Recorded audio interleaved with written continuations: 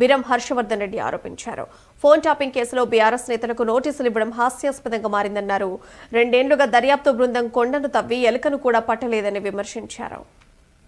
ఈ రోజు తెలంగాణ ప్రభుత్వం సిట్ పేరిట మొన్న హరీష్ రావు గారిని మరి నేడు కేటీఆర్ కు నోటీసులు ఇస్తూ మరి రాజకీయంగా కక్ష సాధింపు చర్యలు తీస్తూ ఈ ప్రభుత్వం డైవర్షన్ పాలిటిక్స్ చేస్తూ ఈరోజు ఏదైతే శాసనసభలో కానివ్వండి బయట కానివ్వండి కృష్ణార్జున్ లాగా పోరాటం చేస్తూ ఈ ప్రభుత్వం యొక్క చేతగానితనాన్ని ఎండగడుతున్నటువంటి మరి హరీష్ రావు గారి మీద కేటీఆర్ గారికి నోటీసులు ఇస్తూ రాబోయే మున్సిపల్ ఎన్నికల్లో మరి బీఆర్ఎస్ పార్టీ విజయం సాధించబోతా ఉంది.